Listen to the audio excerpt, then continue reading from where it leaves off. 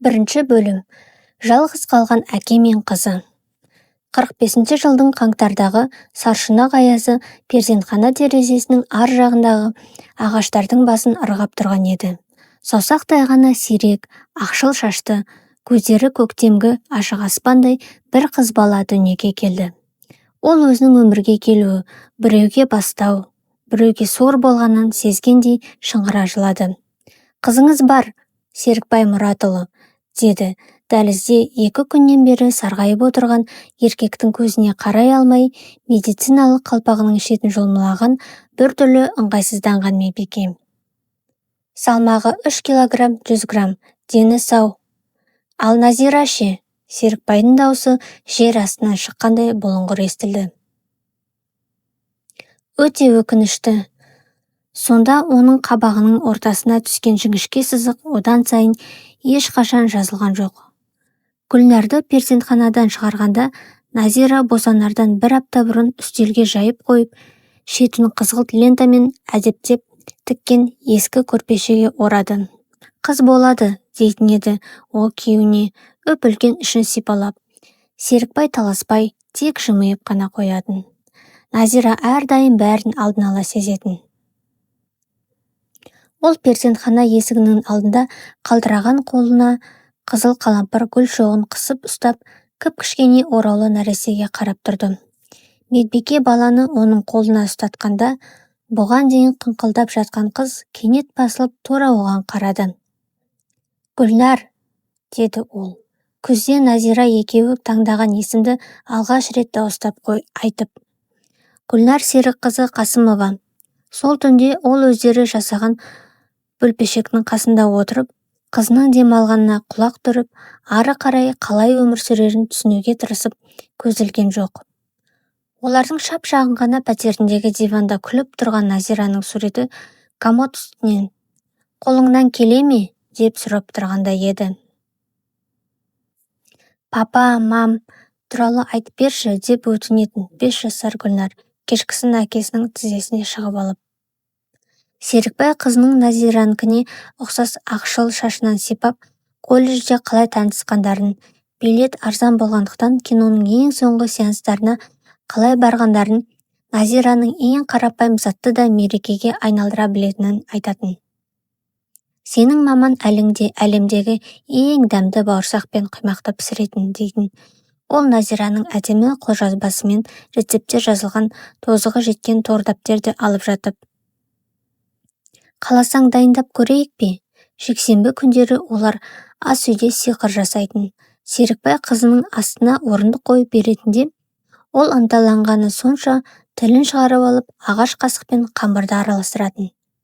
Бірінші бауырсақ немесе құймақ ылғи да келіспей шығатын. Ал олар Назираның біріншісі үйдің иесіне деген сөзін еске алып күлісетін.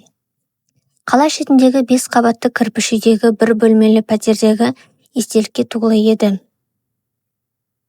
Сөредегі Назираның кітаптары, Гүлнар ақтағанды жақсы көретін. Бижутерия салынған қобдишасы, Серікбайдың әкесінен қалған бұрыштағы ескі сағат. «Сағат, бұл үйдің жүрегі» дейтін Серікбай. Екеулеп тұрып механизм тазалау үшін қабырғадағы уақыттан қарайған сағатты түсіргенде «Тоқ-тоқ, тоқ-тоқ» деп қалай соққанын естіп тұрсың ба? Олар жүріп тұрғанда үйде де уақыт өмір сүреді. Гүлнар әкесі майға малынған мақтамен ұқыпты сүртіп жатқан кішкентай шестеренкалар мен серпіндерге таңырқай қарайтын. Темірмен жұмыс істеуден қолы кедір-бұдыр болып кеткен әкесінің қолдары осы бір нәзік механизмге тигенде таңғаларлықтай жұмсарып сала беретін. Зауыттың өту бөлмесінде әрдайым машина майы мен темір жоңқасының иісі шығып тұратын. Гүлнар әкесінің айлығын алуға барғанда оның қолынан қатты ұстап алатын. Кассадағы Ғалия апай оған ылғи мөлдір орауыштағы карамель беретін. «Өсіп қалыпсың, Гүлнаржан», деп жымиятын ол. Апасынан аумай қалған. «Серікбай, демалыс алсаңшы, әбден зарығып кеттің ғой». Бірақ демалысты олар үйде немесе қала сыртындағы өзен бойында өткізетін. Ол жерге электричкамен баратын. 15 000 теңге өмір сүруге әрең жететін. Сол себепті Серікбай кешкісін көршілердің тұрмыстық техникасын жөндеп, қосымша ақша табатын. Қыстың кешкі уақытында әкесі Гүлнарға ертегі оқып беретін.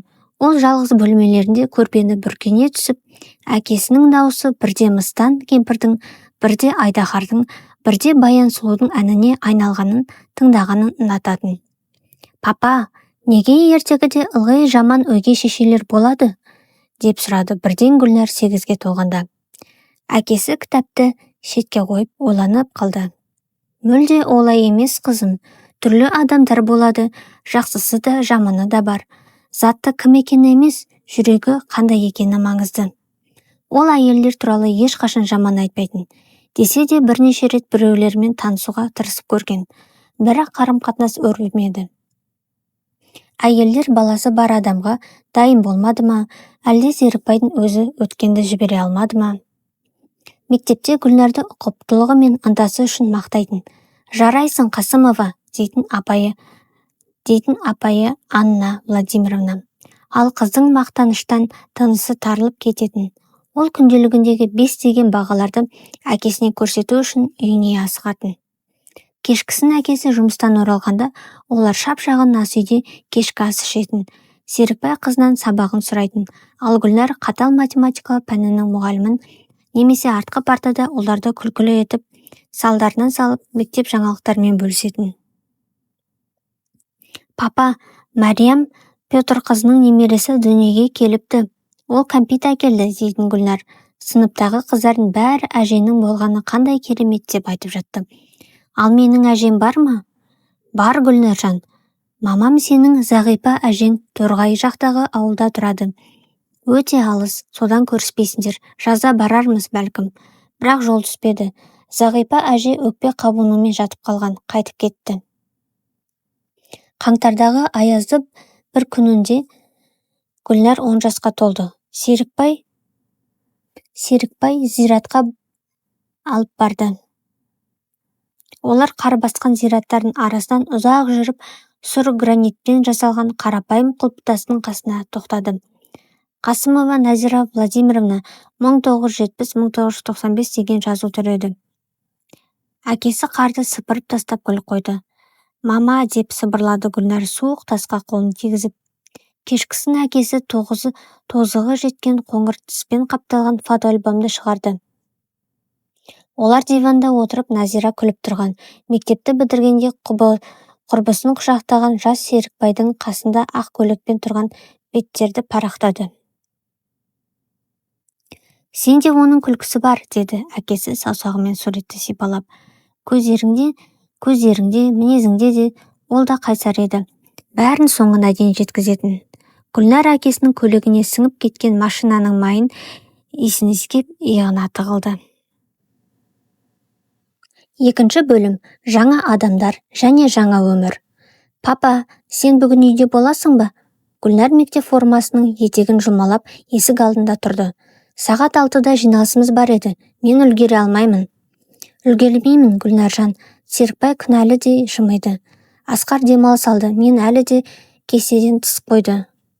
Оның жалғыз қалатын күндері біртіндеп апталарға, тіпті айларға айналды. Гүлнар қарапайым тамақ дайындауды, кір жууды, мектеп формасын үтіктеуді үйренді. Ол әкесіне қосымша ауысымдар алуға тура келетінін білетін.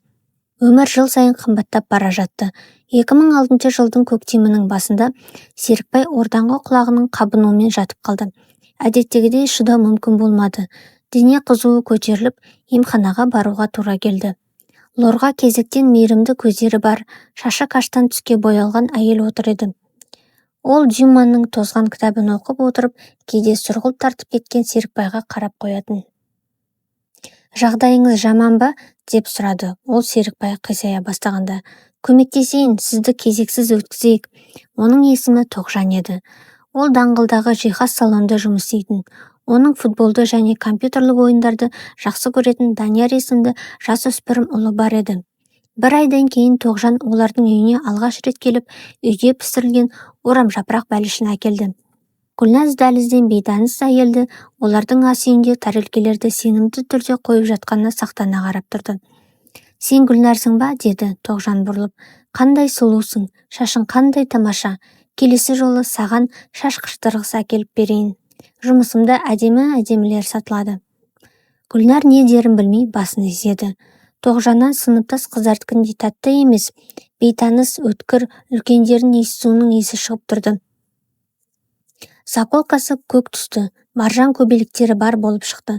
Содан кейін гүлі бар тағы, біреуі моншақтары бар ободок, мектеп концертіне көйлек таңдауға көмек болды.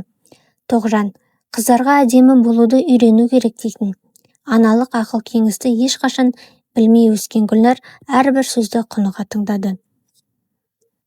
Олар демалыс күндері үшеуленіп киноға баратын болды. Онда Гүлнарға іш пыстырарлық болып көрінетін махаббат туралы фильмдер көрсететін. Бірақ ол папасы мен Тоғжанның қолдары араларындағы шынтақшада тиіп тұрғанын сезіп тыныш отыратын. Кешкісін әкесі Тоғжанды үйіне шығарып салғанда, Гүлнар мамасының суретін шығарып, күннің қалай өткенін, мектепте қиын шығарма бергенін және Тоғжанның өрімді қалай өруге болатынын көрсеткенін сыбырлап айтып беретін. «Мама, ол жақсы адам иә?» деп сұрайтын Гүлнар суреттен күліп тұрған Назирадан.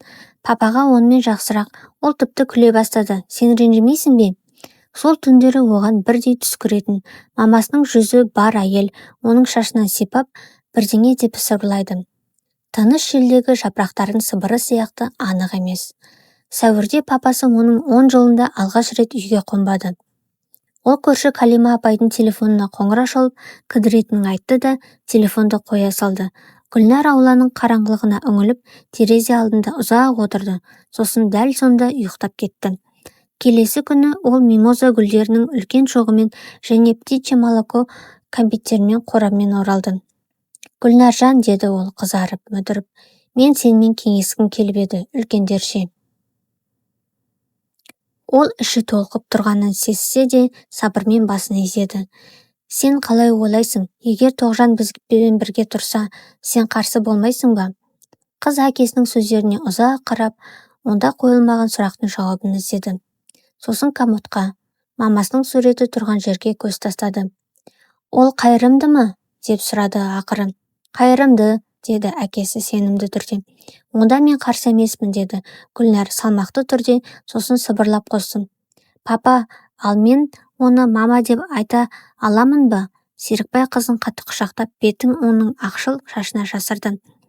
«Оның өздерін шешіңдер, Гүлнаржан, жүрегің не айтса солай болсын». Жаздың бірінші кеші жылы болды. Олар саябақтағы орындықта үшеуі отырды. Гүлнар ортада, Тоғжан мен папасы екі жағында. Қыз ересектердің тамыздағы тойды талқылағанын тыңдап, вафель стакандағы балмұздақты жеп отырды. «Ал Данияр менің бауырым бола ма?» деп сұрады. Ол саусағындағы еріп кеткен тамшыларды жалап. «Нағыз ба?» «Өгей», деді Тоғжан жымиып. «Бірақ бұл нағыз сияқты, ол жақсы бала, саған ұнайды». Гүлнар доп қуалап жүрген балаларға қарап, бұзақылардан қорғайтын, математикадан көмектесетін және велосипед тебуді үйрететін ағасының болғанын қандай керемет болатынын елестетті. Сосын ұйықтар алдында шашын тарап, ересек өмір туралы айтып беретін анасы бар, бәріндегідей нағыз отбасы. Тоғжанның аты жоқ саусағында жіңішке сақина жарқырап тұрды. Папасы оны ломбардтан бүкіл айлығына сатып алған еді. Күн ұясына батып, аспанда қызғыл түске бояп жатты. Гүлнардың жанының түкпіріндегі сақтықтың соңғы мұзы еріп, орны үмітке берді. Тамыздың күні ахаттың терезесіне түсіп, көзді шағылыстырды. Тоғжан жасмин гүлі бар крем түсті костюмде тұрды. Ешқандай сәнді көйлексіз, бәрі қатал әрі талғаммен. Серікбайда жаңа галстук бар еді. Ол осы күнге арнайы сатып алған өз өміріндегі бірінші галстук еді. Гүлнар үйреншіксіз туфлиімен аяғын алмастырып отырып, гүл шоғын ұстап тұрды. «Жаңа отбасын құттықтаймыз», деді салтанатты түрде қатал костюмдағы әйел. Ал қонақтар шапалақтап тұрды. Данияр түймеленген көйлектегі ұзын бойлы жасөспірім Гүлнардың қасында тұрды. Ол көзін қысып кенет ымдады. «Ал қарындас, енді біз туыспыз». Гүлназ біртүрлі толқып жымиды. Нағыз аға өгей болса да, енді оның қорғаушысы болады. Салтанатты шара Қызғалдақ кафесінде оливье салатымен, сорпамен атап өтілді. Кешке таман жаңадан құрылған отбасы Серікбайдың пәтеріне оралды. Онда Тоғжандікіне қарағанда тарлау еді, бірақ зауытқа жақын болатын. Ештеңе етпейді, үйренісіп кетерміз, деді Тоғжан бөлмеге көз тастап. Кейін бәлкім 2 бөлмеліге айырбастармыз, ал қазірше перделіп қоямын. Балаларға бөлек бұрыш болсын. Гүлнар өз пәтерлеріне бейтаныс өмірдің кіріп жатқанын қызығушылықпен бақылады. Тоғжанның гүлді сүлгілері, пульті бар үлкен телевизоры, Даниярдың машина модельдері мен футболшылар бар постерлер ол заттарды орналастыруға көмектесіп, өзін үй иесі сезінді. Ал мынаны қайда қойсақ болады, деп сұрады Тоғжан комодтағы Назираның суретін ұстап. Тұра берсін сонда, деп жауап берді аспаптар салынған қорапты ашып жатқандай Серікбай. Тоғжан басын изеп, суретті терезе алдына уақытша қойды. Алғашқы айлар жағымды жаңалықтардан тұманында өтті. Данияр приставкасы бар болып шықты, және ол кейде Гүлнарға ойнауға рұқсат беретін, қай түймелерді басу керектігін көрсететін. Мектепте 8-ші сынып оқушысы Данияр Гүлнардың бұрымымен жолған жоғары сынып оқушыларымен тоқтатып, енді оны өз қорғауында екенін қысқаша түсіндірді. Ұзын ағаның артында тұру үйреншіксіз әрі қуанышты еді. Бір бөлмелі пәтерде кітап шкафымен және пердемен бөліп 2 бұрыш жасады. Түнде ата-аналары ұйықтап жатқанда олар кейде шкаф арқылы сыбырласып сөйлесетін. Ал сенің мамаң қатал ма, деп сұрады бірден Гүлнар. Қалыпты, деп жауап берді Данияр. Тек шаруақор, бәрінің өз орнында болғанын қалайды. Ал сенің әкең ішпейді екен. Кеп ішпейді, деп мақтанышпен түзетті Гүлнар.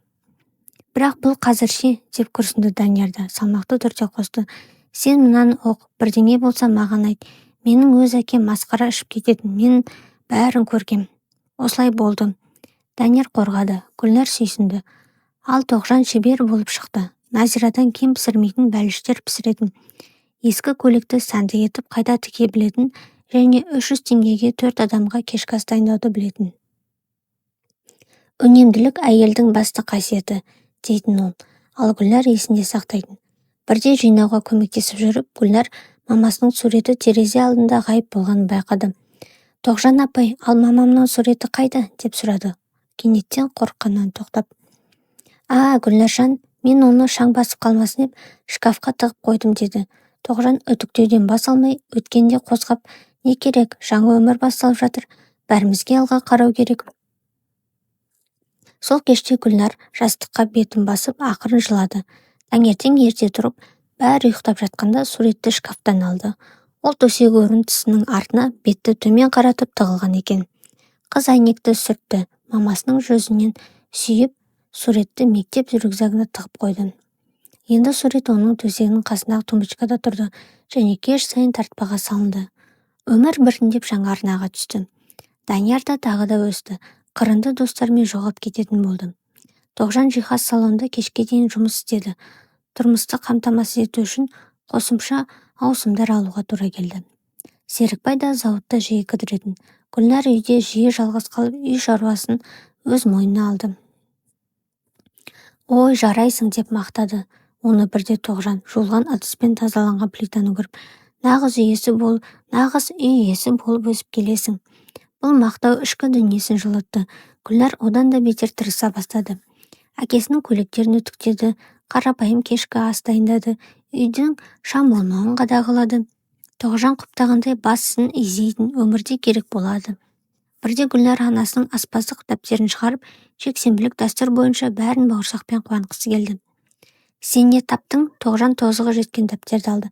Жоқ, Гүлнар, бұл жарамайды, оның қазір қымбат, ал мұнда қанша жұмыртқа кетеді. Мен саған өз рецептімді берейін, үнемдірек. Тоғжан дәптердің шкафтың үстіңгі сөресінде алып қойды. Содан кейін Гүлнар оны көрмеді. Жексенбілік бауырсақтар жаңаша дайындалатын болды. Суға сода қосып, олар бұрынғыдай ауызда ерімейтін, қатты болып тез суып қалатын. Бірақ Серікбай жеп мақтайтын, ал Гүлнар үнемдейтін. Бәлкім сағатты ауыстыратын уақыт келген шығар, деп ұсынды бірде Тоғжан кешкі ас үстінде. Мына ескісі ылғи бұзылып тұрады, үйде дабырлайды, электронды заманауи бірдеңеге. Серікбай шанышқыны ұстаған күйі қатып қалды. Бұл әкемнің сағаты, Тоғжан, деді ол ақырын, оны атамызда жөндеген. Серікбай, бұл жай ғана ескі зат, деп күрсінді Тоғжан. Одан ақша көбеймейді, бірақ өзің біл. Сағат қабырғада қалды. Бірақ енді Серікбай оны Гүлнармен бірге тазаламайтын болды. Уақыт жетпеді. Біріндеп пәтерде практикалық сағаттар көбейе бастады. 3 бөлім. Ұмытылған туған күн және шешім. Мама, дискотекаға ақша берші. Данияр дәлізде аяғын алмастырып тұрды. Қандай дискотека? Тоғжан қабағын түйтті. Ну, мектептікі, бәрі барады. Бар жоғы 2-ақ мың теңге. Тоғжан басын шайқап. 2 мың теңге жолда шашылып жатқан жоқ. Бірақ мейлі, ал. Гүлнар ас үйден тәрелкелерді сүртіп тұрып, осы көріністі бақылады. Ол 13 жасқа толған еді және көп нәрсені түсінетін. Мысалы, Данияр үшін футбол секциясына, жаңа кроссовкаларға, дискотекаға ылғи ақша табылатын. Ал оған сурет сабағына бояулар керек болғанда, ескі кепкен бояулармен амалдауға тура келді. Бірақ ол ренжімейтін. Ол балаға көбірек керек дейтін Тоғжан. Оған өмірде жол табу керек. Гүлнар басын изеп ескі көйлекті санды етіп қайта тігуге көмектесетін. Әкесі енді мектеп туралы сирек сұрайтын. Қатты шаршайтын. Кейде тіпті кешкі ас үстінде, тәрелке үстінде ұйықтап кететін. Ол енді мамасы туралы айтпайтын. Фотоальбомды да шығармайтын. Тек кейде олар оңаша қалғанда, сен Назираға ұқсап бара жатырсың дейтін. Әсіресе күлгенде, Гүлнар оның есінде қалу үшін жиірек күлуге тырысатын. 15 жасқа қарай Гүлнар салмақты көзқарасы бар, алдымен басқаларды, сосын кейін өзін ойлайтын әдемі бойжеткенге айналды. Ол жақсы оқыды, үйге көмектесті және отбасылық бюджетке салмақ түсіретін нәрсені ешқашан сұрамайтын. Данияр колледжге түсті. Достарымен жиі жоғалып кеш келетін. Тоғжан күрсінетін, бірақ кешіретін. Бала өсіп келеді, оның өз жолы бар. 15 жасында Гүлнар алғаш рет Серікбайдың Тоғжанға бұрынғыдай көздеріндегі ол ұшқынсыз, жылусыз, жай ғана шаршаңқы үйреншікті қарайтын байқады. Ал Тоғжан басқаша сөйлей бастады. Өтінгеннің көрі бұйыратын, мақтанғаннан гөрі жиі ұрсатын. Ал әкесімен кейде ас үйде балалар естімейді деп ойлап ұрсып қалатын. Сенде қаттылық жоқ, Серікбай, деп ысылдайтын Тоғжан. Бәрі үшін шешуден шаршадым. Гүлнар көрпені басына бүркеп алатын, бірақ бәрібір әрбір сөзді еститін. 2012 жылдың 15 қаңтары аязды әрі қарлы болды. Гүлнар мерекелік сезіммен оянды. Бүгін ол 16 жасқа толды. Ол өзінің сүйікті гүлді көйлегін киді. Өрімен өрді де таңғы асқа шықты. Үстел басында ешкім болмады, тек Тоғжаннан хат қалған еді. Таңғы асты өздерің ішіңдер, салонға шұғыл шақырды. Серікбай жұмысқа кетіп қалған, ал Данияр әлі ұйықтап жатты. Гүлнар күрсінді, бірақ ренжімеді. Сюрприз кешке дайын шығар. Ол мектепке барды, сыныптастарын құттықтауын күтті. Күн созылып кетті. Бірнеше қыз құттықтады. Бір партада отыратындар. Мұғалімдер білмеді. Қайдан білсін, Гүлнар өзі ешқашан өзін көрсетпейтін. Кешкісін ол үйге асықты. Мерекелік үстелді және бәлкім тым қымбат емес, бірақ есте қаларлық сыйлықты елестетті. Пәтерде тыныштық еді. Ал папам қайда, деп сұрады Гүлнар толқынысын білдірмеуге тырысып. Зауытта кідіріп қалды. Шұғыл тапсырыс бар екен, деді Тоғжан бұрылмастан. Бар қолыңды жу, үстел жасауға көмектес. Кешкі ас әдеттегідей өтті. Данияр тәрелкесіне үңіліп достарына қарай жүгіруге асықты. Тоғжан салондағы проблемалы клиент туралы айтып берді. Ешкім туған күн туралы айтпады. Ал папам қашан келеді, деп сұрады Гүлнар ыдыстарды жинап жатып. Кеш келеді, Гүлнар, жата бер, күтпе. Шкафтың артындағы өз бұрышында Гүлнар тартпадағы мамасының суретін алды. Мама, деп сыбырлады ол жақын көздерге қарап. Бүгін мен 16-ға толдым. Сен құттықтар едің, ием? Ол жыламады. Жастар баяғыда таусылған. Жай ғана жатып төбеге қарап, осы отбасыдағы өз орны туралы маңызды бір нәрсені түсінді. Әкесі түн ортасында аяз бен темір жоңқасының иісі шығып оралды. Ол бөлменің бөпінген бөлігіне есікті ақырын ашып, ұйықтап жатқандай көріне қызына қарады да ақырын жатты. Таңертең таңғы ас үстінде Тоғжан кетіп қалғанда, ал Данияр әлі ұйықтап жатқанда, Серікбай кенет маңдайынан ұрды. Ой алла, Гүлнаржан, кеше сенің туған күнің еді ғой. Мен мына тапсырыспен кешір. Қартайғанда әбден шатастым. Ол қалтасына қолын созып кішкентай қорапшаны шығарды. Міне, 2 апта бұрын саған сатып алдым, ал кеше... Қорапшада сырғалар, қарапайым күміс жұлдызшалар жатты. Гүлнар жымиды. Ренжімеші, шын жүректен. Рахмет, папа, сонымен бірге әдемі. Ал Тоғжан, бастады Серікбай, бірақ тоқтап қалды. Ол да ұмытып кетті. Гүлнар иығын сұрап. Бәрі бос емес, папа, мен түсінемін. Сол күні Гүлнар түпкілікті түсінді. Ол керек, бірақ басты емес. Оны жақсы көрді, бірақ байқамайды. Онымен санасады, бірақ көмекші ретінде, қызы ретінде емес.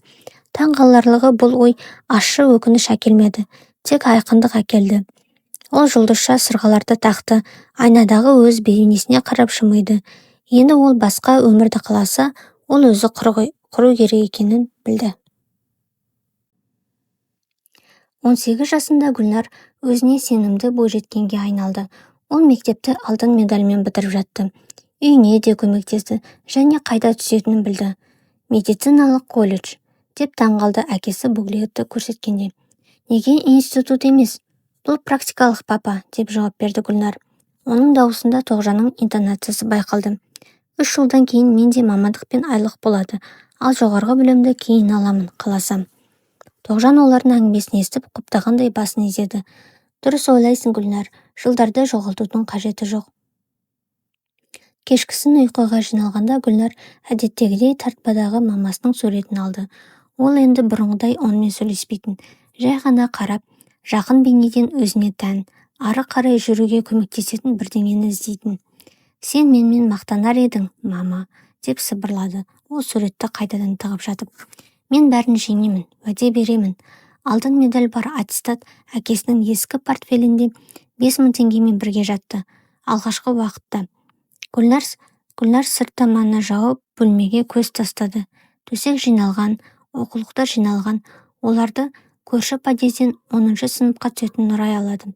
Бірақ барлық қажетті заттар бір чемодан мен рюкзакқа сыйды. Гүлнар әрдайым азын-аулақпен амалдауды білетін. Сен қызыңды вокзалға дейін шығарып салсаңшы, деді Тоғжан ас үйде таңғы аспен айналысып жатып. Серікбай күрсініп мұрнын сүртті. Қолым тимейді, Тоғжан. Серік жібермейді, план жанып жатыр. Гүлнар әкесінің иығынан ұстады. Бәрі жақсы, папа, мен маршруткамен барамын. Бар жоғы 2 сағаттық жол. Облыс орталығына дейін 120 километр еді. Гүлнар ол жерде ешқашан жалғыз болмаған. Тек сыныппен экскурсияға барған және әкесімен мектеп формасын сатып алуға барғанда 1-2 рет барған. Әкесі жылы курткасының қалтасына тағы 1000 теңге тығып жіберді. Алғашқы уақытқа бірдеңе сатып ал. Ақшаны желге шашу, деп күңкілдеді Тоғжан. Онда төсек орын береді, шашудың не керегі бар? Соңғы сәтте табалдырықта Гүлнарға Данияр жақындады. Ал үздік оқушы, жоғалып кетпе. Ол өгей қарындасын ыңғайсыз құшақтады. Гүлнар сигарет пен одеколонның иісін, ересек еркектің иісін сезді. Данияр өсіп, сақалы өскен, өз автошеберханасы туралы армандайтын жігітке айналған. Күн төбеде тұрғанда маршрутка Гүлнарды облыс орталығының вокзалын алаңына түсірді. Айналада бейтаныс өмір қайнап жатты. Арбалары бар жүк тасушылар, таксистер, бауырсақ сатушылар. Бойжеткен, такси керек пе? Бауырсақ ыстық, вокзалдан жеткізіп тастайын ба? Дауыстар жалпы айқайға ұласып, бас айналды. Гүлнар чемоданның қаттырақ ұстап, қалтасындағы жатақхана мекенжайы бар бір қағазды сипалап, аялдамаға қарай жүрді. Медициналық колледж оны ақталған қабырғалармен, хлорка иісімен және сондай сасқалақтаған талапкерлермен қарсы алды. Құжаттарды шаршаңқы, бірақ мейірімді жүзі бар ақ халатты әйел қабылдады. Қасымова медальмен, ол аттестатты қарап шығып құрметпен басын изеді. Жарайсың, қызым, бізге осындайлар керек. Сол күні Гүлнар жатақханаға орналасу ордерін және студенттік билетті алды. 4 адамдық бөлме кішкентай, бірақ жайлы болып шықты. 4 төсек, 4 тумбочка. Терезе алдындағы үстел, киім шкафы. Сәлем, мен Аидамын. Қысқа шашты, ұзын бойлы қыз қолын созды. Сен 1-ші курстансың ба? Мен де. Ал мынау Катя мен Юля, олар 2-ші курстан. Шепішкелері бар, жеңіл шашты, кішкентай Карина төсектен жылы жымиды. Қалың бұрымы бар, самақты көзқарасы бар. Эльмира кітаптан бас алмай басын изеді. Сол кеше терезе алдында отырып, оттармен жарқыраған бейтаныс қалаға қарап, Гүлнар біртүрлі жеңілдікті сезінді. Көп жылдардан бері алғаш рет оған өз өмірін дәлелдеуге тынышырақ және байқамайтын болуға тура келмеді, өзі болуға болатын еді. Эй, 1-ші курс оқушылары! Эльмира кітаптан бас алды. Ертең бірінші сабақтарын 8-де. Ұйықтап қалмаңдар. Мен шайнек қойдым. Ішесіңдер ме? Оқу жеңіл өтті. Анатомия, фармакология, манипуляциялық техника, бәрі сорғыш сияқты сіңді. Кешкісін олар Аидамен бірге латынша атауларды жаттады. Дәрілердің дозалары бар шпаргалкалар жасады.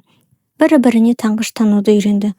1890 теңге стипендия ең қажетті нәрселерге әрең жететін. Гүлнар бәрінен үнемдеді. Асхананың орнына өзімен бірге бутербродтар алды. Арзандатылған киімдер сатып алды. Тыңдашы, деді бірде Аида. Менің тәтем қалалық ауруханада аға медбике болып жұмыс істейді. Санитарлар керек дейді. Бір ауысымға 800 теңгеден. Күн аралатып шықсаң жақсы болады. Осылайша Гүлнар қалалық аурухананың травматология бөлімінде жұмыс істей бастады. Жұмыс ауыр еді. Еден жуу, төсек орын ауыстыру, жатқан пациенттерге көмектесу, зембілмен тасу, судно жуу, қолдарды хлоркадан жарылып, арқасы ауыр көтергеннен ауырды. Бірақ бұл ақша бостандықты білдіретін еді. Енді Тоғжаннан жаңа туфлиге немесе оқулықтарға ақша сұрамауға болатын еді. Ой, қандай өз бетінше, деп күрсінді Тоғжан. Гүлнар карточкаға ай сайын аударымдарға мұқтаж емес екенін айтқанда, алысқа барасың. Өгей шешенің дауысынан Гүлнар құрмет сияқты бірдеңені естіді. Демалыс күндері ол кейде үйге баратын, тым алыс емес, маршруткамен 2 сағат, сыйлықтар арзан кәмпиттер, кейде жемістер әкелетін. Тоғжан борщ пен тушенка қосылған картоппен сыйлайтын, оқуын сұрайтын, әкесі балконда үнсіз шылым шегіп жиірек жөтелейтін. Темір шаң бар цехта көп жылдар жұмыс істегені білінді. Сен мынау Гүлнаржан, деді ол бірде, оны аялдамаға дейін шығарып салып. Шешең екеуміз сенімен мақтанамыз. Өз аяғымен тұрғаны жақсы болды. Гүлнар оның не айтқысы келгенін түсінді. Енді ол туралы қам жеуге тура келмейтін жақсы болды. Бірінші курстың аяғында үйге қайтқысы келмейтін түсінді. Жатақхана оның шуымен, кешкі отырыстарымен, сырласуларымен нағыз үйге айналды. Ал Аида, Катя, Эльмира уақытша болса да отбасы болды. 2017 жылдың қаңтары боран. Медбикенің қызыл дипломын әкелді. Гүлнар 21 жасқа жаңа ғана толған еді. Ол жаңа өмірдің куәлігін қолында ұстап тұрды. Артында оқулықтар үстіндегі ұйқысыз түндер, бірінші өз бетінше инъекция, қатал мұғалімдердің көз жасы мен жатақхана бөлмесіндегі күлкі қалды. Құттықтаймын, Қасымова, бөлім меңгерушісі қолын қысты. Сені жеке клиникаға жұмысқа шақырып жатыр екен деп естідім. Бұл шындық еді. Медпрофи қала орталығындағы заманауи жабдықтары мен еуропалық жөндеуі бар жаңа клиника персонал жинап жатты. Медбикенің жалақысы 22 000 теңге. Ресми жұмысқа орналасу, соцпакет. Сіздің өте жақсы ұсыныстарыңыз бар, Гүлнар. Клиниканың аға медбикесі резюмені зерттеді. Травматологияда санитар болып жұмыс істеу тәжірибесі. Бұл бағалы. Көптеген адамдар қара жұмыспен мұрын шүрейді. Қашан бастай аласыз? Ертең деп жымиды Гүлнар. Жалғыз тұрған үй жалдау қымбат еді. Шеткі аудандағы бір бөлмелі пәтер коммуналдық қызметтерді қосқанда 12 000-ға түсетін. Оқу жылдарында достасқан Аида екеулеп жалдауға ұсынды. Гүлнар келісті. Пәтер шап-шағын, бар жоғы 28 квадрат. Біріктірілген санузел мен үстел сиятын ас үйі бар еді.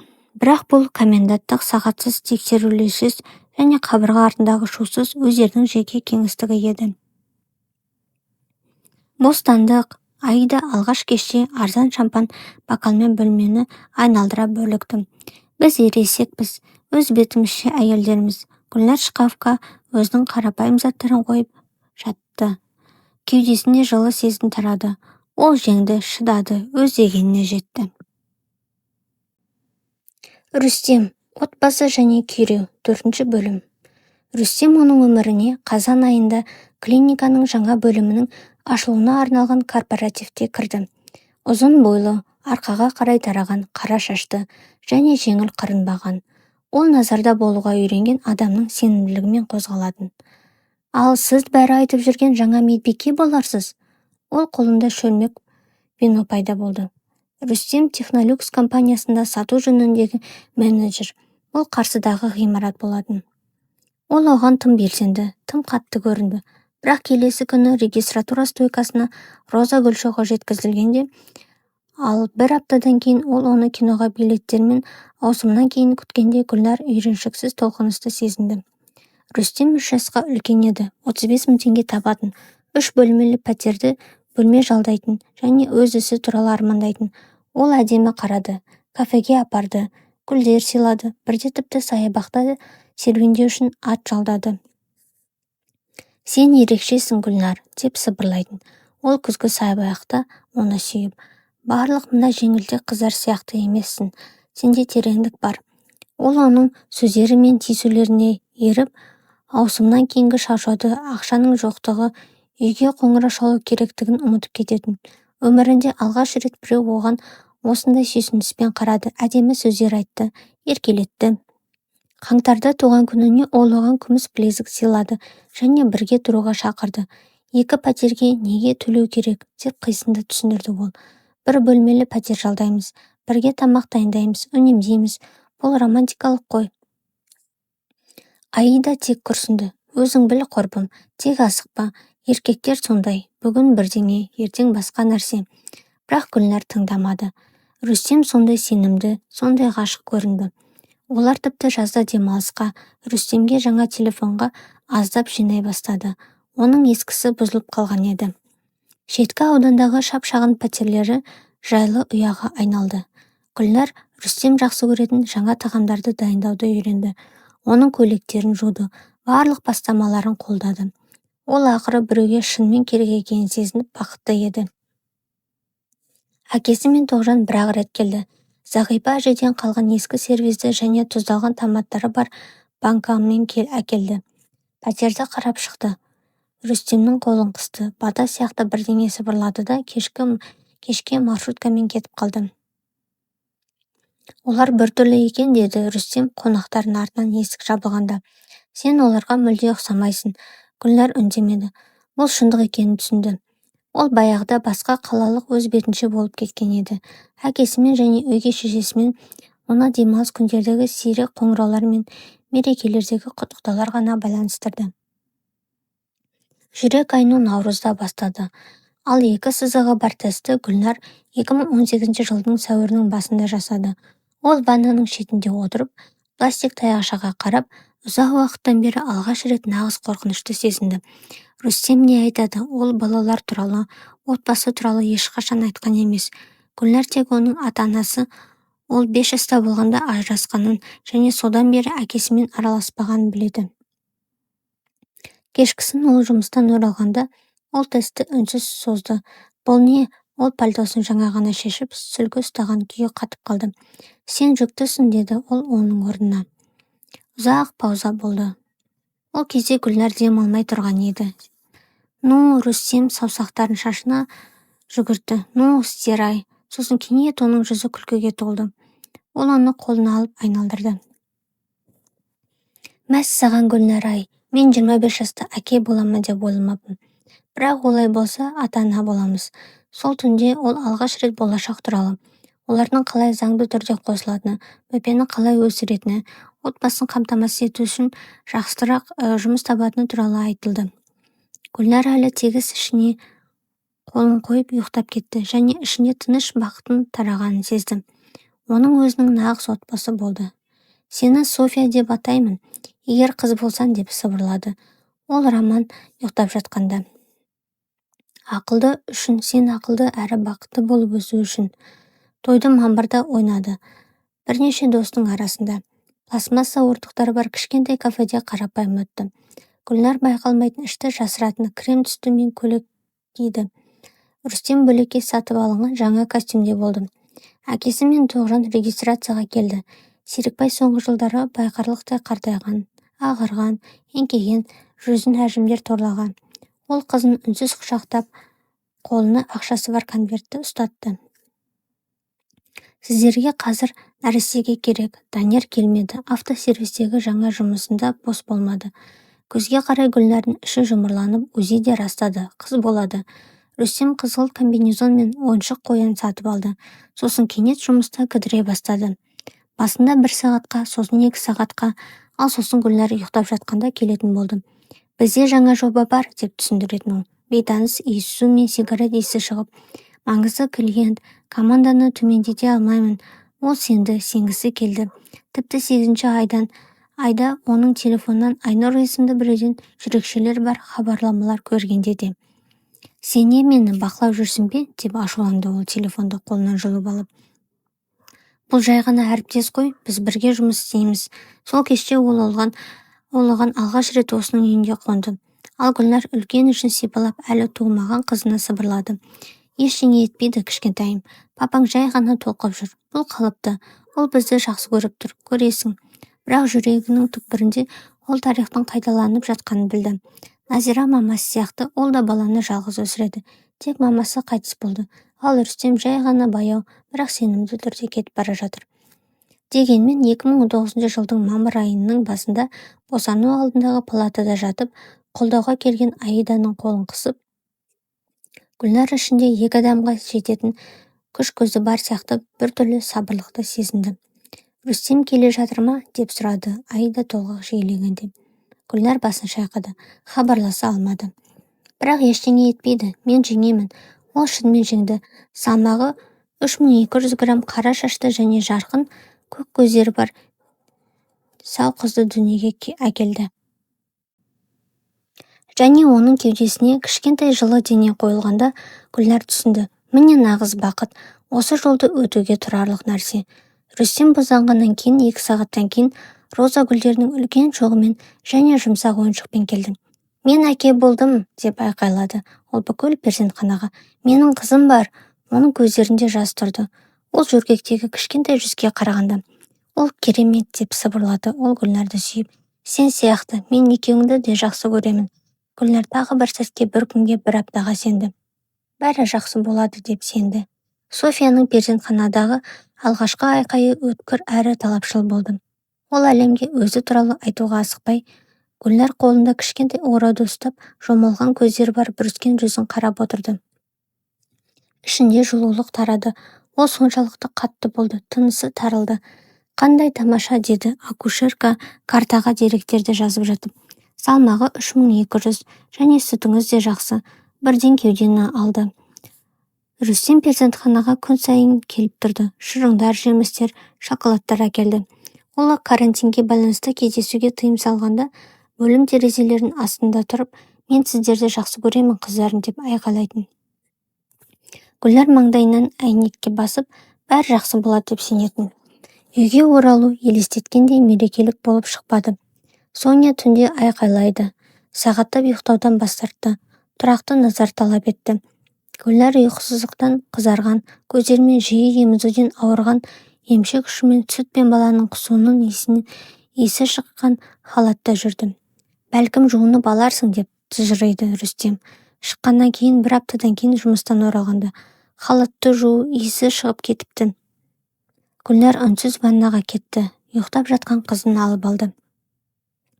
Оны Рүстеммен қалдырудан қорықты. Ол памперсті де дұрыс кіргізе алмайтын.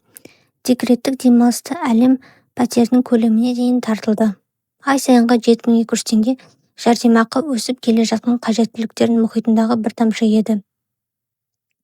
Подгузніктер, балалар талғамы, коликаға қарсы дәрілер, бұның бәрі қымбат тұратын. Ал Рүстем жалақысы аренда мен коммуналдық қызметтерді төлеуге әрең жететін.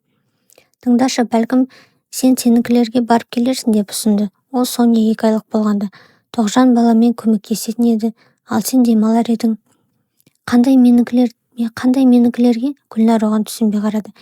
Менде тек сен және Соня бар. Тоғжан бөгде баланы бақысы келмейді. Сен маған сен. Рүстем күрсініп балконға шылым шегуге кетті. Ал Гүлнар қызын әлдилеп, оның артынан қарап, араларында жардың өсіп жатқанын сезді. Соня ақылды әрі белсенді болып өсті. 4 айда басын сенімді ұстады және аударылды. 6-да отыруға тырысты, 8-інде еңбектеді. Гүлнар әрбір жетістікті арнайы блокнотқа жазып алды. Ескі телефонға суретке түсірді. Рүстем бөліскісі келді, бірақ ол жұмыста жиі кідіріп, алкоголь мен бейтаныс иісі шығып оралатын. Бізде корпоратив болды, деп құтылатын ол. Сен білесің ғой, команданың бір бөлігі болу қаншалықты маңызды. Бірде Соняны кезекті түнгі қорқыныштан кейін әлдилеп жатып, Гүлнар оның телефонынан SMS дыбысын естіді. Ол оқуға ниеттенбеді. Жай ғана баланы оятпас үшін дыбысты өшіргісі келді. Сені ертең күтемін, мысығым, өткен жолдағыдай кешікпе деп экранда пайда болды. Гүлнар телефонды орнына қойды. Қызын әлейлеуді жалғастырды. Іші бос әрі тыныш еді. Бірдеңе үзілгендей. Соняның бірінші туған күніне қарай олардың некесі тек қағазда бар екені айқын болды. Рүстем үйге сирек оралатын, ақшаны да ықылассыз аз беретін. Гүлнар мерзімінен бұрын жұмысқа шықты. Ақшасыз төрт қабырғада отыра алмады. Мен медпрофиге жарты ставкаға орналастым деп хабарлады күйеуіне. Аптасына 3 рет кешкі ауысымдар. Сонямен отырасың ба? Қолын тимейді, деді Рүстем. Клиенттермен маңызды кездесуім бар, няня жалда. Қандай ақшаға? Білмеймін, Гүлнар. Бұл сенің шешімің ғой, жұмыс істеу. Оны балалар емханасында жұмыс істейтін және жақын жерге бөлме жалдайтын Аида құтқарды. Ол кешкісін Сонямен отыруға келіп, ақша алудан бас тартатын. Баяғыда маған кофе мен кәмпит сатып аласың. Бірақ бұл да ұзаққа созылмады. Аида бір жігітпен танысты. Ғашық болды. Басқа қалаға көшуді жоспарлай бастады. Кешір құрбым, деді ол Гүлнарды құшақтап. Саған артық көмектесе алмаймын. Бірақ білесің бе, мына күйеуімен шешетін уақыт келді. Ол әбден шектен шықты. Ажырасуды Гүлнар 2022 жылдың көктемінде рәсімдеді. Жазу өтінішін де берді. Бұл туралы Рүстемге телефонмен хабарлады. Ол тіпті таң қалмады. Дұрыс, деді ол кідірістен кейін. Бәрібір бізден ештеңе шықпайды. Тек мынау пәтерді мен төлемеймін. Есіңде болсын. Жалпы мен қазір ақшадан қысылып жүрмін. Алиментті сот арқылы өндіріп алуға тура келді. Сотта көзәйнекті қатал, үлкен көзді қызы бар арық Гүлнарға қарап шешті. Рүстем Асқаров ресми табыстың 1/4 бөлігі мөлшерінде алимент өндірілсін. Бұл 8750 теңгені құрады. Рүстем тұжырынды, бірақ үндемеді. Ал бір айдан кейін оның бұрынғы жұмыстан шығып кеткені және бейресми бір жерге орналасқаны анықталды. Енді алимент жүйелі келмеді. Және едәуір аз болды. 3400 теңгеге ары кетсе, ол жанжалдардан кейін және сотқа қарай жүгіну қаупінен кейін. Шілдеде пәтер иелері аренда ақысын 16.000 теңгеге дейін көтерілетінін хабарлады. Кешіріңіз, Гүлнар, бірақ бағалар өсіп жатыр, деді иесі. Жас емес бухгалтер, жеке нәрсе емес. Гүлнар мұндай суманы тарта алмайтынын түсінді. Оның жарты ставкадағы жалақысы 12.000 теңге, әрең жететін. Ал кішкентай баламен толық күн жұмыс істеу мүмкін емес еді. Бір апта қиналғаннан кейін ол тәуекелге бел буды. Коммуналдық пәтерде бөлме жалдау. Газеттен хабарландыру тапты. Коммуналдық пәтерде 18 квадрат бөлме жалға беріледі. 8500 плюс коммуналка, тыныш аудан. Бөлме ескі үйдегі шеткі ауданда болып шықты. Едендер сықырлады. Обойлар уақыттан сағырған, бірақ таза еді. Жалпы дәлізде пісірілген картоп пен аздап мысықтар иісі шығып тұрды. Есікті оларға жазғы ыстыққа қарамастан үйдің халатында және тоқылған кофтада үлкен жастағы әйел ашты. Зейнеп Алиевна деп таныстырды ол өзін. Гүлнар қызымен бірге қарап, сіз бөлме бойынша ма? Кіріңіздер, көрсетейін. Бөлмеде ескі төсек, жарылған айнасы бар шкаф, үстел және 2 орындық, оңған розалары бар обойлар, терезедегі сарғайған перделер тұрды. Сарай емес әрине, деп жымиды Зейнеп Алиевна, Гүлнардың сасқалақтағанын байқап. Бірақ таза әрі тыныш, көршілер дұрыс. Мен бір бөлмедемін, басқасында Нұрлан, пенсиядағы инженер, ол вообще үйде сирек болады. Ол оның үйінде болады ғой. Ванна мен ас үй график бойынша, бірақ сыйысамыз. Зейнеп бастауыш сыныптарының бұрынғы мұғалімі болып шықты. 5 жыл бұрын жесір қалған, баласы болмаған, пенсияға өмір сүрді. Репетиторлық қосымша ақша тапты. Мектепке дейінгі балаларды мектепке дайындады. Соня бірден оған ұмтылды.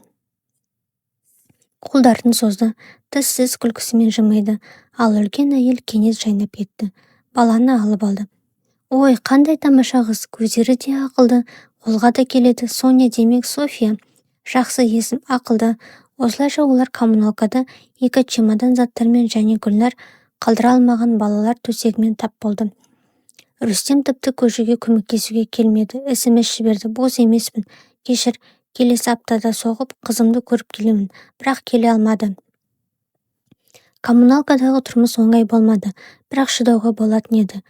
Зейнеп оларды жиі шайға шақырды, үйде дайындалған тосаппен сыйлады және өзінің мұғалімдік практикасы мен оқиғаларын айтып беретін.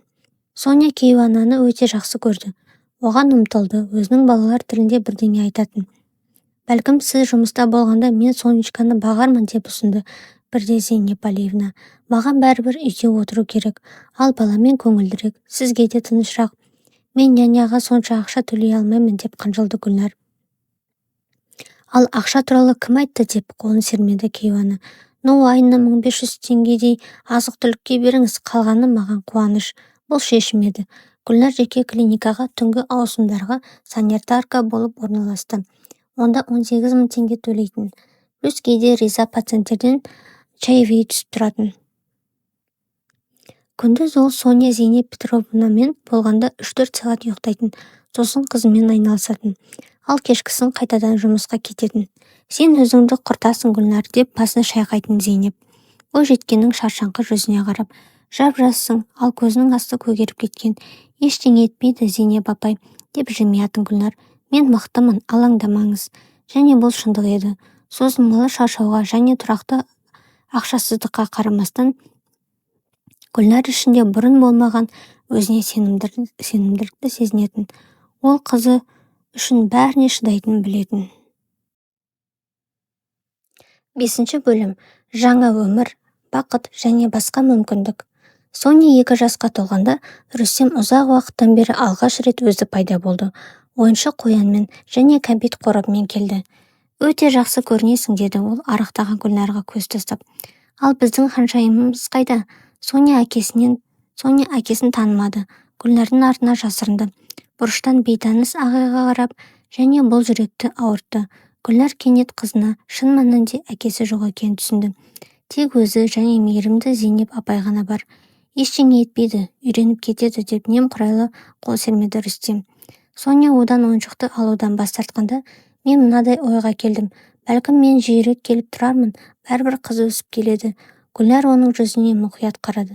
Бұрынғыдай әдемі, жеңіл қырынбаған, бірақ енді ол бұрын байқамаған нәрсені көрді.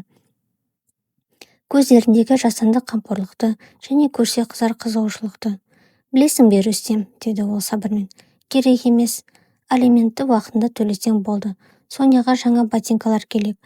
Күз жақындап қалды. Ол қызарып кетті. Ақтала бастады.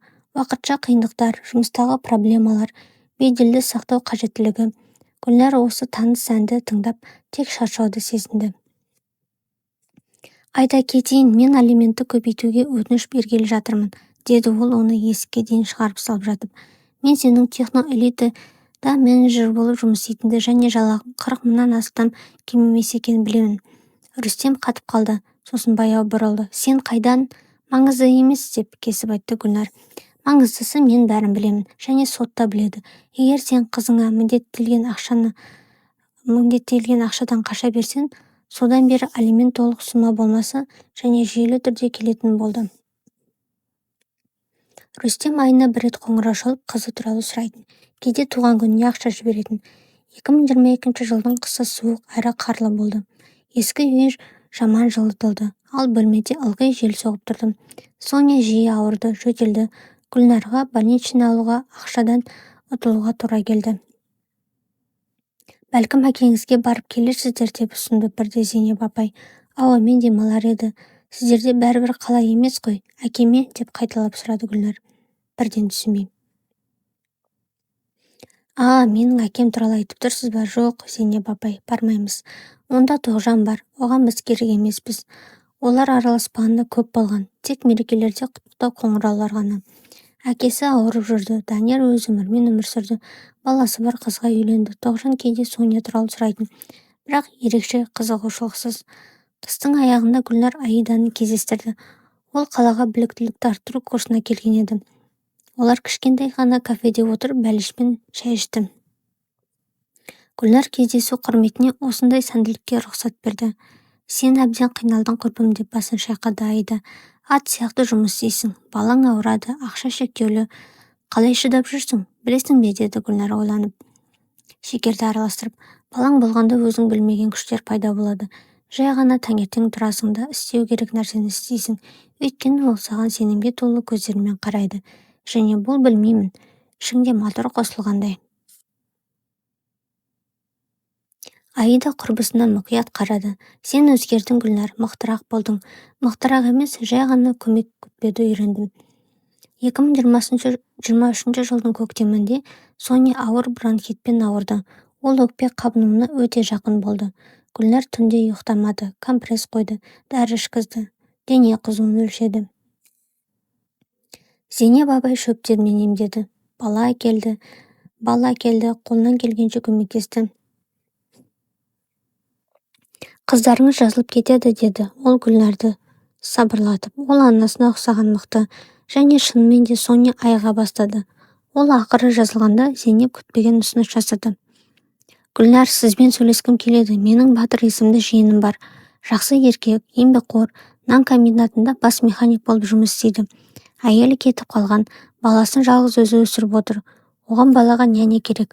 13 жастағы бала. Мектептен алып кету, сабағын қарау, кешкасын жылытып беру.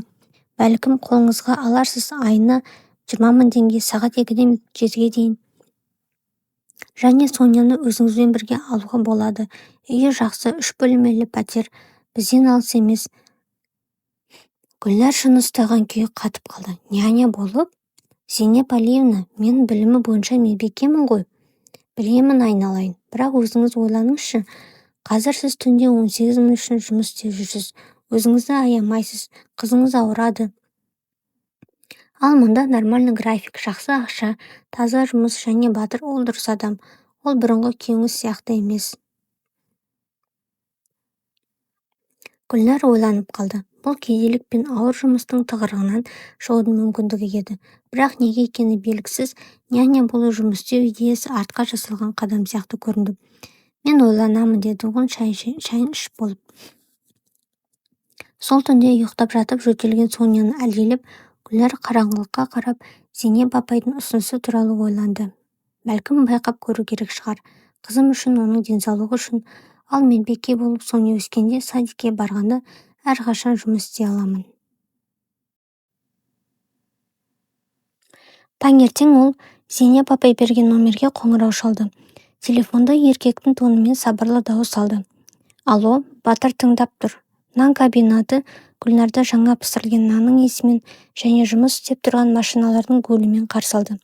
Өту бөлмесіндегі әйел паспортты ұзақ зерттеп бір жерге қоңырау шалды. Сосын рұқсат қағазын жазып берді. 4-ші қабат, техникалық директордың кабинеті. Батыр Дарханович сізді күтіп отыр. Гүлнар шашын түзетті. Гардеробындағы жалғыз дұрыс блузкасын түзетті де кең баспалдақпен көтерілді. Соняны Зейнеппен қалдыруға тура келді. Баланы собеседованиеға жүремейсің ғой. Кабинет кішкентай, папкалары бар шкафтарға толы болып шықты. Үстел басында 40-тардағы еркек отыр еді. Мықты, кең иықты, қалың каштан шашты және мұқият қоңыр көздері бар. Ол орнынан тұрып үлкен алақанын созды. Батыр Дарханович, өте қуаныштымын. Зина апай сіз туралы көп айтты. Даусы сол төмен, сабырлы, жеңіл қарлыққаны бар дауыс еді. Гүлнар Серік қызы, деп таныстырды Гүлнар өзін. Үйреншіксіз ұяңдық сезініп, маған да қуанышты. Собеседование біртүрлі өтті. Кәсіби дағдылардан гөрі достық әңгімеге ұқсады. Батыр Гүлнардың балаларға қалай қарайтыны, тәрбие туралы не ойлайтыны, немен айналысатыны туралы сұрады. Ол шын боямасыз жауап берді. Соня туралы да, санитар болып жұмыс істеу туралы да, коммуналкадағы өмірі туралы да айтып берді. Менің балама 13 жас, деді Батыр креслоға сүйеніп. Айдар жақсы бала, бірақ анасы кеткеннен кейін тұйықталып қалды. Ол 3 жыл бұрын басқа қалаға кеткен. Қазір сонда тұрады, кейде ғана қоңырау шалады. Гүлнар үнсіз басын изеді. Оған егжей-тегжейлі мәліметтер керек емес еді. Ол жақын адам кеткенде қандай болатынын өзі де білетін. Жалпы маған оны мектептен алып кететін, деп жалғастырды Батыр. Сабағын қарап, тамағын беретін адам керек. Мен сағат 7-ге дейін жұмыстамын. Кейде одан да кеш. Төлем айына 20 мың теңге плюс азық-түлікке қолыңыздан келе ме? Қолымнан келеді, деді басын изеді Гүлнар. Ал қызымен келуге бола ма? Ол жақында 3 жасқа толады. Әрине, деп жымиды Батыр. Көзінің бұрыштарында мейірімді әжімдер пайда болды. Айдарға серік артық етпейді. Қашан бастай аласыз? Айдар арық, ыңғайсыз жасөспірім болып шықты. Әкесінің қоңыр көздері мен қайсар иегі бар еді. Ол Гүлнар олардың үйіне жаңа салынған үйдегі кең 3 бөлмелі пәтерге алғаш рет келгенде ұзын кекілінің астына сақтана қарады. Сәлеметсіз бе деп гүлдеді ол бір жерге қарап. Сәлем Айдар, деп жымиды Гүлнар. Ал бұл менің қызым Соня, 3 жасар Соня. Бұған дейін мамасының қолынан ұстап тыныш тұрған кенет алға шықты. Сәлем, ал сенде ойыншықтар бар ма? Айдар аң-таң болып кекілденді. Бар, кішкентай қызға. Сосын әкесіне не істеу керектігін сұрағандай қарады. Соняға өзінің ескі машиналарын көрсетті, деп сыбырлады Батыр. Ал антиресольдағы қорапта Гүлнардың таңғалғанына Айдар бойұсынып ойыншықтарды алуға кетті. Ал жарты сағаттан кейін ол 3 жасар жасөспірімнің 3 жасар қызға ойыншық экскаватордың қалай жұмыс істейтінін толық салмақтылықпен көрсетіп жатқанын бақылады. Алғашқы апталар оңай болмады. Гүлнар сағат 2-ге келетін, Айдарды мектептен алып кететін, сабақтарына көмектесетін, бірақ кешкі ас дайындайтын, Соняны өзімен бірге әкелетін. Қыз тез үйреніп кетті. Кейін жарық пәтерді жақсы көрді. Айдар оған әкелген ойыншықтармен қуана ойнайтын. Жасөспірімнің өзі біртіндеп ашыла бастады. Басына қысқа жауап беретін, бөлмесінде бекініп алатын. Бірақ сосын ас үйде кідіретін болып, Гүлнардың тамақ дайындағанын бақылайтын. Бірде бауырсақ дайындауды үйретуді өтінді. Ол оларды бала кезінен жақсы көреді екен. Ал анасы өткеннен кейін үйдегі бауырсақты жемеген екен. Менің мамам да керемет бауырсақтар жасайтын еді. Гүлнар оған венчикті созып, арнайы рецепт бойынша ма үйренгің келе ме? Осылайша олардың тамақ арқылы, ас үйдегі бірлескен шаруалар арқылы Гүлнар қамырды шайқауға немесе көкөністерді турауға көмектесіп жүріп, бөліскен оқиғалар арқылы достығы басталды. Айдар мұқият тыңдады, кейде сұрақтарды қойды, ылғи іс бойынша ойланып. Ол техниканы жақсы көреді екен, модельдер жинайды, қарапайым схемаларды дәнекерлейді, компьютерлерді түсінеді екен. Гүлнар интернеттен қарапайым механизмдерді жасау бойынша мастер-кластар тапты, және олар бірге жел диірменін шағын фонтанды жасай бастады. Батыр жұмыстан шаршап, бірақ жасы көңіл күймен оралатын. Табалдырықтан ұлының сабақтарынан, Сонядан оның ойындарынан сұрайтын. Сосын олар бірге бәрі ас үйде кешкі ас ішетін. Гүлнар оның жұмыстан кейін өзін кідірте бастағанын байқады. Бірде шаймен сыйлады, бірде олармен бірге фильм қарауды өтінеді. Сіз өз коммуналкаңызға асықпайсыз ба деп сұрайтын ол. Және даусынан үміт естілетін. Бізде мұнда тынышырақ, және Соняға да жақсы. Гүлнар алдымен 1 сағатқа, сосын 2 сағатқа қалатын еді. Соня қонақ бөлмесіндегі диванда ересектердің ақырын әңгімесі астында ұйықтап етуге үйренді. Айдар да өз бөлмесіне асықпайтын, олармен бірге отыратын, арасында репликалар қосатын. Батыр жұмысы туралы, ауылдағы балалық шағы туралы, колледжде қалай оқығаны және бас механикке дейін қалай өскені туралы айтып беретін. Гүлнар медицинский колледж туралы, бірінші жұмыс күндері туралы, қашанда болсын мамандығына оралу арманы туралы өз оқиғаларымен бөлісетін. Ал жаздың басында ол ұсынды. Менің дачам бар, қаладан алыс емес, ерекше ештеңе жоқ, үйшік пен бақша. Бәлкім демалыс күндері барып келерміз, бәріміз бірге шашлық пісірерміз, ауамен демалармыз. Дача жайлы ағаш үйшік болып шықты. Алма ағаштарымен және құлпынай қоршалған. Соня жұмсақ шөпте жүгіріп, қуаныштан айқайлады. Айдар күткенге қарсы, үлкендермен табиғатта демалыс күндерін өткізу перспективасын көз айналдырмай, әкесіне мангалмен көмектесуге ынтамен кірісті. Олар бүкіл жаз бойы демалыс сайын сонда баратын. Батыр Соняны жақсы жердегі тоғанда жүзуге үйретті. Айдар ұяшықтар жасап, қызға қоңыздар мен көбелектерді көрсетті. Гүлнар верандада тамақ дайындап, перде арқылы оларды бақылады. Бірде кешкісін балалары ұйықтап жатқанда, ал олар екеуі от жанында отырғанда, Батыр кенет оның қолынан ұстады.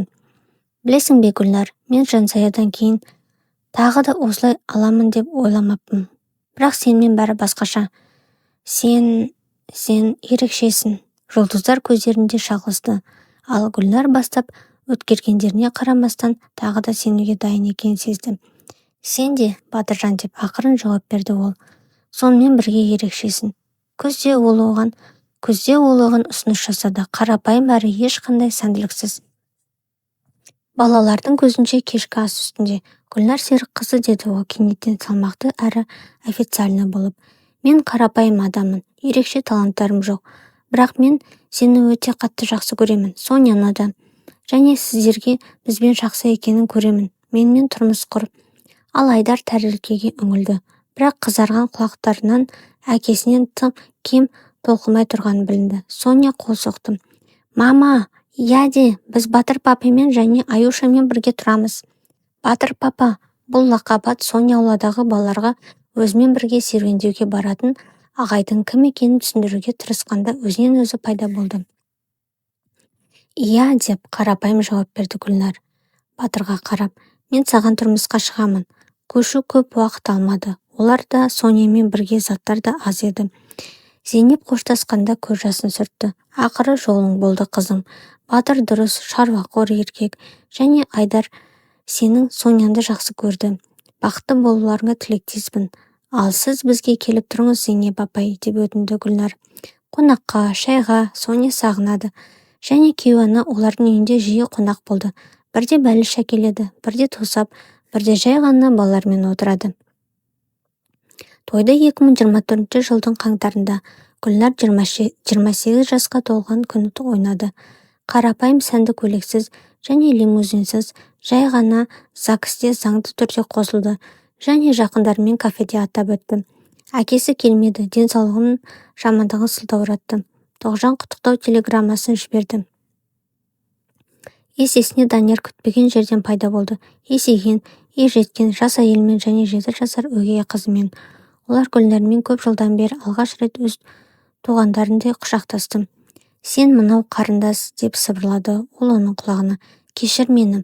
Ол кезде мына Рүстеммен көмектеспеген үшін. Бала, ақмақ болдым. Бәрі жақсы, Данияр, деп жымиды Гүлнар. Ең бастысы қазір бәрі реттелді. Тойда Айдар официальный заявление жасады. Сол бокалмен тұрды да толқығаннан мүдіріп. Мен саған рахмет айтқым келеді, Гүлнар. Сондай классная болғаның үшін. Және мен енді сенің менің анам болатынына қуаныштымын. Екінші анам. Мама, Гүлнар, деп сыбырлады Соня оның жеңінен жұлқылап. Иә, мама, Гүлнар, деп басын изеді. Ол жүзі қызарып кетті. Сол кеште Гүлнар ақыры әрдайым армандаған нәрсесін тапқанын сезді. Нағыз отбасын, мінсіз емес, журналдағы суреттегідей емес, бірақ ол өзінің туған сенімді отбасын. Көктемде Гүлнар таныс симптомдарды сезді. Тест 2 сызықты көрсетті. Ол ваннаның шетінде отырып пластик таяқшаға қарады және бұл жолы қорқынышты емес, тыныш қуанышты сезінді. Бізде бала болады, деді ол кешкісін балалар ұйықтағанда. Біздің ортақ. Батыр қатып қалды. Сосын оны қолына алып айналдырды. Құдайым-ау, Гүлнар, мен осыны армандап едім.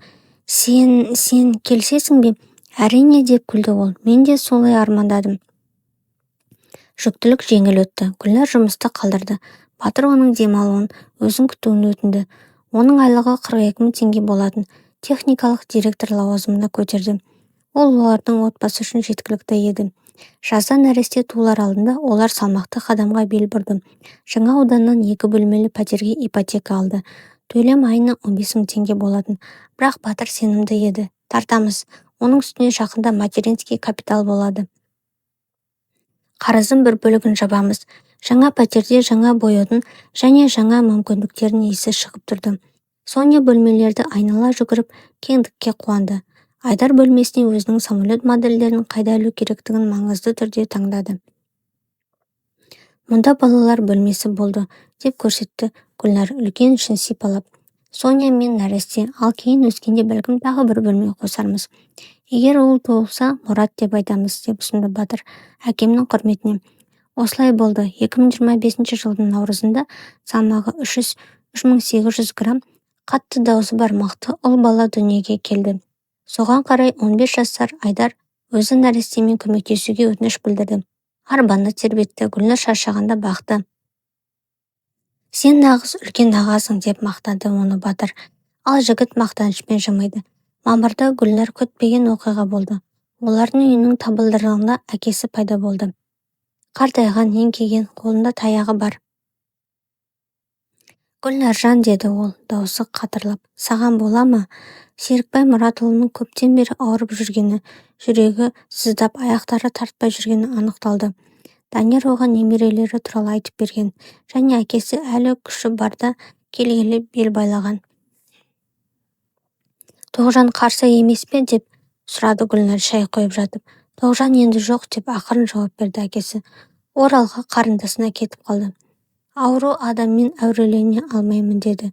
Ол оны бірден атасы деп таныған Соняның басынан сипап, кіп-кішкене Мұратты қолында абайлап ұстап тұрды. Сосын кенет жылап жіберді. Гүлнардың есіндегі алғаш рет. Кешір мені, қызым, бәрі үшін кешір, мен жаман әке болдым. Гүлнар оның арық, қалдыраған иықтарынан құшақтады. Бәрі жақсы, папа, сен қолыңнан келгенін істедің, ал қазір біз қасындамыз. Батыр әкесіне ең болмағанда бекінгенге дейін олардың үйінде қалуды ұсынды. Және Серікбай Мұратұлы келісті. Айдар оған өз бөлмесін берді. Өзі қонақ бөлмесіндегі раскладушкаға ауысты. Ал бір аптадан кейін атасына Соня үшін ұяшық жасауға көмектесіп жүрді. Механик пен токардың арасында ортақ нәрселер көп болып шықты. Жаздың аяғында күтпеген жерден Рүстем пайда болды. Қоңырау шалып кездесуді өтінді. Гүлнардың өзі үшін емес, Соня үшін келісті. Бәрібір әкесі ғой, олар саябақта кездесті. Рүстем костюмде ұқыпты, шашымен ұқыпты көрінді. Соня басында мамасының юбкасының артында жасырынды. Бірақ сосын мына ағай мен сенің папаң екенін естіп, оның қызығушылықпен қарап тұрды. Мен көп нәрсені қайта ойландым, Гүлнар, деді ол қызына қарап. Қандай ақмақтық жасағанымды түсіндім. Мен оның өміріне қатысқым келеді. Ең болмағанда кейде. Маған оны демалыс күндер алып кетуге бола ма? Гүлнар бұрынғы күйеуіне қарап ойланып қалды. Тек ол өзі қаласа ғана, және алиментті уақытында төлеп тұрсаң. Рүстем басын изеді. Әрине төлеймін. Және жаңа отбасыңмен құттықтаймын. Сен үшін қуаныштымын шынымен. Соня өзінде Батыр пападай үлкен әрі сенімді емес, бірақ бәрібір өзінің екінші папасы бар екен деген ойға бірден үйренбеді. Бірақ біртіндеп Рүстемге бауыр басып кетті. Әсіресе ол оған бақшасы мен әткеншектері бар жаңа үйін көрсеткеннен кейін. Басында Гүлнар Рүстем қызын демалыс күндер алып кеткенде алаңдайтын. Бірақ Соняның зоопарк, цирк, балмұздақ, кафесі туралы айтып қуанышпен оралғанын көріп сабырға келді. Бәрібір бала үшін бірге тұрмаса да, ата-анасының екеуі де оны жақсы көретінін білу маңызды. Олардың жаңа өмірінің кульминациясы балалар алаңындағы оқиға болды. Соня енді 5 жасар әткеншекте төбеліп отырғанда оған егі үлкендеу бала жақындап қуып шығуға тырысты. Мұнда олардың орны деп. Орындықта кітап оқып отырған Айдар бір сәтте қасында пайда болды. Ұзын бойлы, жинақы, ширақ көзқарасы бар. Бұл менің қарындасым, деді ол сабырмен, бірақ қатты. Және ол ешқайда бармайды. Ол саған қандай қарындас деп мырс етті балалардың бірі. Сіздер тіпті ұқсамайсыздар да. Туған адамдар бет-әлпетімен емес, жүрегімен туған деп жауап берді. Айдар Зейнеп Петровнаны жиі фразасымен. Әрі кетіңіздер, өтінемін. Оның көзқарасындағы бірдеңе балаларды шегінуге мәжбүр етті. Ал кешкі ас үстінде осы оқиғаны айтып беріп отырып, Соня сүйсініспен қосты. Ал сосын аюшы мені әткеншекте бәрінен жоғары тербетті және менің ең керемет қарындас екенімді айтты. Сол кеште балаларды ұйықтатуға жатқызып жатты. Гүлнар ақыры өзін шын бақытты сезінетінін байқады. Онда отбасы бар еді. Бала кезінде армандаған емес, нағыз қиындықтан өткен отбасы. Әрбір адам бір-бірінің бағасын білетін және махаббат пен құрметтің нәзік тепе-теңдігін сақтай білетін отбасы. Батыр оны артынан құшақтады. Ол терезе алдында отырып, ұйықтап жатқан қалаға қарап тұрғанда. Не ойлап тұрсың, Гүлнар, Серік қызы? Қалай таңғаларлық өрбіп жатқаны туралы, деп жымиды ол. Мен әрдайым отбасын қаладым. бірақ оны басқаша елестеттім. Ал алғаны міне осындай, күрделі, оңай емес, бірақ біздікі. Бақыт ешқашан оңай болмайды, деді ол философша.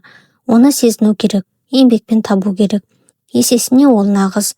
Балалар бөлмесінде Мұрат қозғалды. Гүлнар оған асықты. Кішкентай жылы, ұйқылы. Ол анасының кеудесін іздеп, ақырын сора бастады. Ол аған бесік жүйесін жырын айтып берді. Қашанда болсын Соняға айтқан, бәлкім мәңгіге кетер алдында Назира мамасы оған айтқан бесік жырын. Терезе ар жағында жұлдыздар жанып жатты, және олардың жарқыраған жарығында болашақтың жарық, үмітке толы болашақтың контурлары көрініп тұрды.